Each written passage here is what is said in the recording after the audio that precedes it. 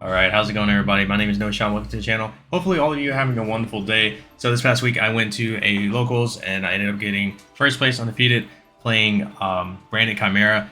Branded Chimera was a deck that I picked up first when Duelist Nexus came out. A lot of people jumped on Unchained and I think the Infernobles and stuff like that. I immediately went for the Chimera deck because I knew it was going to be extremely cheap and I knew that it was going to do some pretty cool things.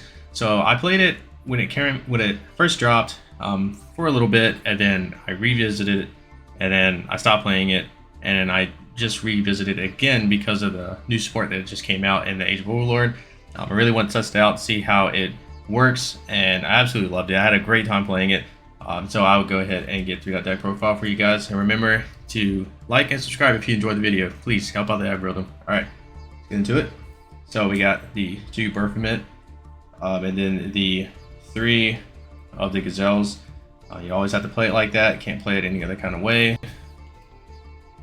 Got the 3 Cornfields and the 3 Mirror Sword Knights. And I also played the Master Tau. He's pretty cool. He's new. So basically all he does is that when he gets sent to the graveyard, he can just pretty much target any illusion monster in your graveyard and special summon it, but it locks you out of your graveyard from special summoning from your graveyard any other monsters other than illusions for that turn. That doesn't really matter because the only time you special summon from the graveyard anyways is either on your opponent's turn or with Berfament, and Berfament is always going to target an illusion monster, so it doesn't really matter. He's pretty cool because he can come up in there's like a OTK method with it. Continuing on, we got the 2 Albaz and the 3 Fenrirs. I was trying to figure out how to play his deck without the Fenrirs, and every build that I played without the Fenrirs, I felt like it was not doing as much, so I put the Fenrirs back in, and yeah, it's Fenrir, right? It's always going to be a good card, especially in this deck. I mean, you can use it for fusion materials, so that tends to happen a lot. Hand traps, we got the 3 Ash Blossoms, the 1 Nib, and the 1 Droll. It's kind of weird. I know a lot of people are going to play probably more of the Nibs, but I just really want to keep it at a 40. I didn't want to go any above 40 because every build I played beforehand, I was at somewhere between 41 to 44 cards, and I found myself bricking quite often. So I wanted to cut down to 40, and so in doing that, I had to cut some hand traps out, being Nib. I kept 1 in just in case for the cross out target, just because if you are playing the Fenrir package, you will go into 5 summons, and also on top of that, if you open up Brand Fusion, you'll go into 5 summons. So to protect you from that, I just figured I'll play 1 Nib just for a cross out target, and the same reason for the Droll at 1 is for a cross out target. So, if you couldn't tell already. We got the 3 Chimera Fusions, the 3 Branded Fusions, and then the 3 cross out designators. These are just glued to my opening hand. I think my last build I only played 2 of these, and it was funny because I barely ever saw it. So I put it back at 3, and I saw 2 of them all the time. So I was like, okay. So I guess I kept it at 3. Every now and then I'll side deck one of them out, but yeah, sometimes I'll side deck a Branded Fusion out too if it's not really doing that much in the matchup. So. Next are my 2-ups. So we got 2 Super Polys, and then the 2 Book of Moons. So Super Poly, I wanted to play it at 3, but again, I wanted to stay at 40, so I couldn't figure out what to take out for the 3rd one. So I just figured 2 should be fine. Seen them a lot, so 2 just worked out for me. Book of Moons. So the reason why I played Book of Moons was because of the Centurion deck. I just wanted to have multiple ways, because you can super poly them as well. I just wanted to have extra ways of dealing with that. Even though it's not that popular of a deck, but there's still people out there that are trying to cook with it. So I wanted to play something that can help. Also, I wanted to play a card that can pretty much protect my Berfament or my Gazelle from searching. So I figured, why not just play Book of Moons so I can just book my own monster and still get the search off. And also, this is pretty good going against Pearly, so that stops the Black Cat and stuff like that, and when they go for the Pearly Leap to rank up. So I just needed a card that can pretty much all around just hit multiple things, and why not just play a book, right? Last two spells were the talents and the called by. Talents never. I don't think I ever drew talents, and I think I drew this once. And it's funny because I don't think I never got either one of these off. But it's just great to have, especially the called by. It's great to have in this kind of deck, and since you're not really playing that many hand traps, and also Ash can just single-handedly destroy you and draw and shifter. So it's always good to have this. And then I think it's always correct to play talents in this kind of deck because, again, there's so many different hand traps that your opponent can use. So being able to use talents to stop that is pretty great. Well, not to stop it, but to just look at your opponent's hand. Because if they hand trap you and you have cross out and you have talents in hand, I mean, that's one card out of their hand because of the hand trap, right? Then that's another card on in face out of their hand because of the gazelle. And then if you have talents, it's another card out of their hand. So now they're only playing with 3 cards. So more than likely they should lose. And then the last 3 cards were 3 more hand traps, which was the imperms. Moving on to the extra deck, play the 1 Baphomet and then the 2 of these, or the 2 gazelles. Sorry. Yeah, maybe you can cut one of these out. I never really saw myself going into both of them in any game, but I just played 2 just in case. This card's broken. I like this card. I mean, it doesn't seem broken because all it does is just sends one to the graveyard. But the fact that you can just give back one of your banished cards is pretty strong, I think.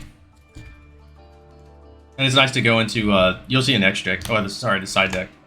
Why it's really broken, but one of the big dudes. This is your OTK guy. I never was able to make it because I just never had an opportunity to. But it's nice to keep him in. The 1 Wimbrum, is your Branded Fusion guy. The 2 big Guardian Chimeras, gotta play them. This thing, the Magnum Reliever, I never ever, like every time I play this deck, I never make them. I think the one time I did make them, it did nothing. So I don't really know if I'm gonna continue playing this guy going forward. I just don't really know a deck that this is absolutely broken against. It's gonna be terrible against Unchained. I mean, maybe it's useful against Pearly. Maybe, like, that's probably the only deck that I can see summoning this and doing, like, great against. Because if they do, like, the little cat to rank up, you can just then pop the cat. So, I think that's the only deck that I think it's good against. Maybe, maybe not. And then you got your branded cards. Yeah, 1/1/1. No explanation for these, really. You already know what to do with those. And then you got your super poly targets. So, yeah. Nothing to explain about these guys. I didn't play the, I think it's the Gear Freed one that's being talked about a lot lately. I didn't play it because I don't have one, and on top of that, I don't really think that I need to play it in a deck like this. Like, you know, you can just probably the other cards away, and I mean, if the opportunity presents itself, and if not, I mean, you can always the side deck will when I get to it, you'll see. 1 Typhon. This actually came up. Yeah, I mean, the only card that really locks you is Branded Fusion, but if you don't have that, you can just pretty much go crazy with everything else, and then summon this, and bounce a card, and pretty much swing per game if you have a big enough field. Alright, side deck. The other 2 Drone Lockbirds, 2 DD Crows, and then 2 of the Raidens, or I guess that's how you pronounce it. Just wanted to go with 2 DD Crows just in case if it was a mirror match or Mana Diem, a Mana Diem matchup, or anything that just draws a lot. Crows for Chimera matchup, or Pearly matchup, you know, Unchained, and then these 2 for the Unchained or Pearly matchup, stuff like that. I would say that these came up more often than anything, so. And then for the best cards in the side deck, I think, the Enema Nubis, the Barrier Statue, and the Tiger King Wingyu, or King Tiger Wingyu. So this is for all your graveyard decks, Unchained, stuff like that. This is for your Pearly Sprites, everything nice. And then this is for, this is for the Pearly Sprites, everything nice. And this is for your Rescue Ace, or any kind of deck that just doesn't play dark monsters. So, I mean, that could be like Marincess, or, you know, the list goes on and on. Pretty much, like, the only purpose of this is for rescue ace. They go, they're playing, they're doing their thing. This is in your graveyard with the Gazelle. I mean, if they try to go the Diablo Star card or whatever to attribute their card to summon from the deck, you just change some of this thing out. Now they can't summon anything. If they go emergency, change Gazelle, summon this out. They can't summon anything. The most that they'll have is like basically maybe just a turbulence, if that, or maybe they'll have a normal monster they can summon to attack over this.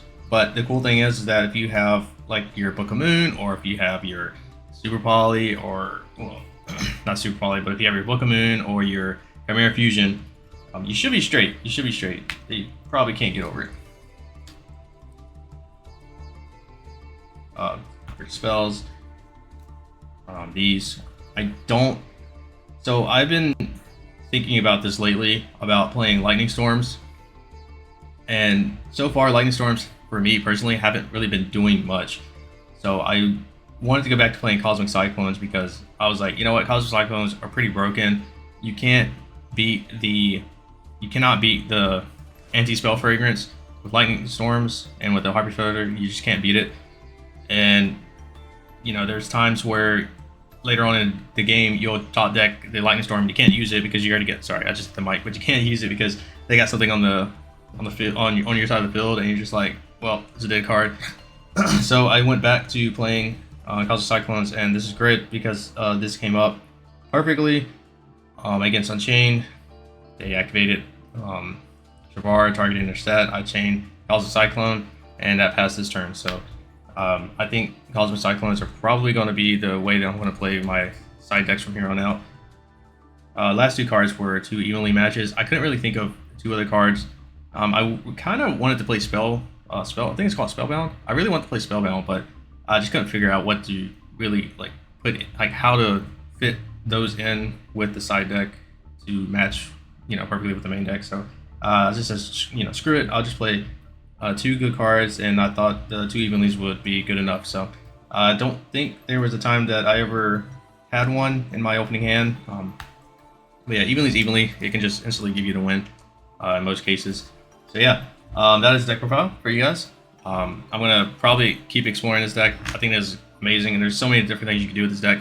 Absolutely love it. And hopefully you guys enjoyed the video. And remember, if you did, like and subscribe. And I'll catch you all in the next one. Peace.